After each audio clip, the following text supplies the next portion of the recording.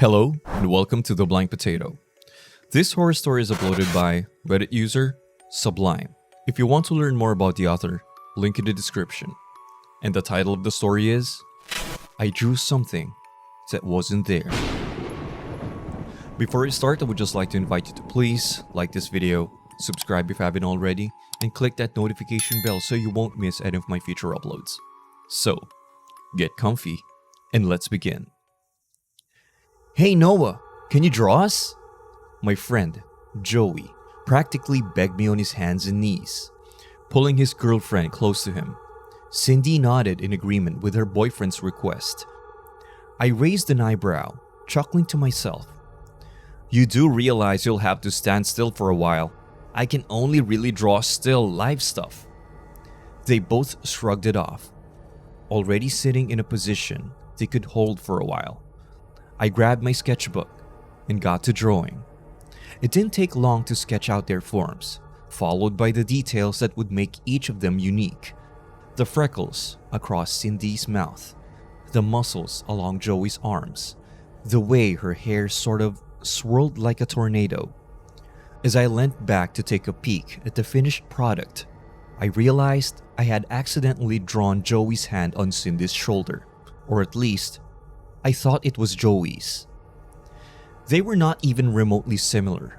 Unlike Joey's broad and large hands, the fingers of Cindy's shoulder were wrinkled, devoid of any moisture.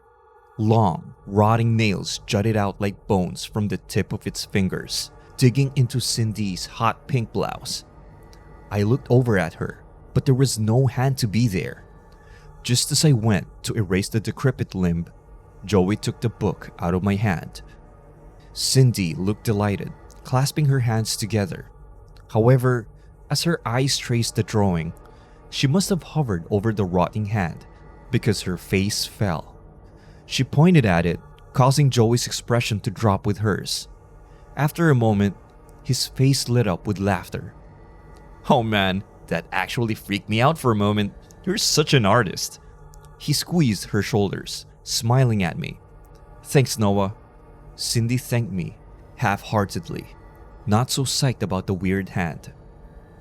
As I tore the paper out of the sketchbook and handed it to them, I couldn't help but wonder why I drew that. I don't recall doing so, not consciously at least. In all likelihood, I did it because I saw someone hold something, and that image stuck with me. I wasn't sure why the hand looked so twisted, but I wasn't going to question the coincidence. It was just one of those weird moments, nothing more. Still, I couldn't get the hand out of my head. On the bus back home from school, I pulled out my sketchbook and began doodling the girl sitting in front of me. I wasn't the type to do this, but I needed to see if what happened was just a one-time occurrence. The drawing started off fine.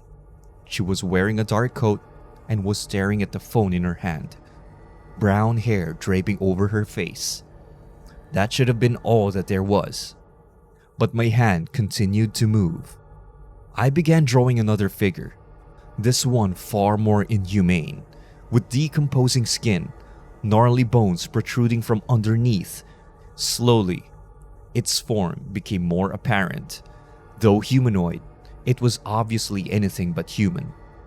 It was perched on the shoulders of the girl, head tilted with curiosity as it watched whatever the girl's phone was playing.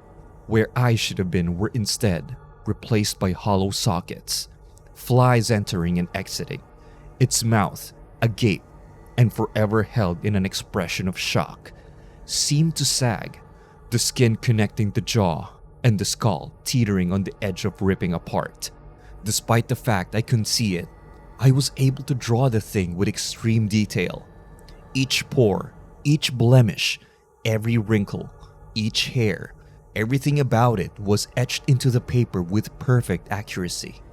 Frantic, I flipped the page and drew the girl yet again, this time in far less detail. I realized that the constant scratching of lead on paper was disturbing the other passengers, but I couldn't stop. Once the silhouette of the girl was finished, my hands yet again moved on their own, muscle memory guiding each careful stroke. The creature was yet again seated on the girl's shoulder, only now it wasn't looking at the girl's phone. It was looking at me. One final time, I flipped the page and scribbled an incoherent mess that barely resembled the girl. But the feeling of needing to continue the drawing ceased. The thing moved. In that instant, I hopped off at the next stop and dashed from my home. Cradling the sketchbook to my chest, I frantically looked around, drawing the scenery in the hope that I'll be able to find that thing again. Each time I did, it would be there, either waiting for me with a curious tilted head or running along the roofs on all fours, still glaring right at me. Eventually, I reached my house. Once I spun around and locked the door behind me, I made a quick sketch of the door. To my horror, the urge to continue drawing once I finished continued, and the ghastly expression was printed behind the window. Somehow, despite the fact it had no eyes, I knew that it was making eye contact.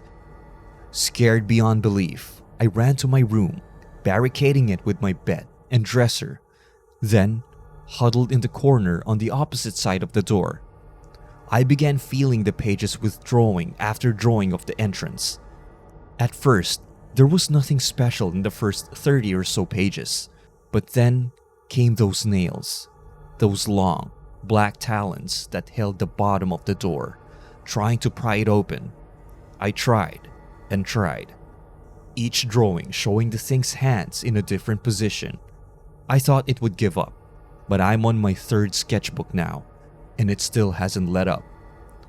I'm writing this now to give my sore hands a break. It's beginning to wear the door down. Nail marks cover the outer frame. Splinters of wood are sticking out, and the paint itself has begun peeling away. Calling the police isn't an option, and the room doesn't have any windows. I can't leave. I don't know why I'm even bothering to post this. I guess it's some sort of last wish. I know this probably comes off as some sort of schizo rant, but it's not. There are things that don't live in our realm of existence. Maybe it was my fault for being so curious, putting my nose into places where it shouldn't go. But I couldn't help myself. If you ever find the need to draw something that you can't see or feel, ignore it. Keep your distance. Put your pencils down. Just for the love of God, don't let it know you can see it. Because it can see you. If you enjoyed that horror story, feel free to hit that like button, subscribe if you haven't already, and click one of the videos here for more horror stories like that. And as usual, I'll see you again next time. You have a creepy evening.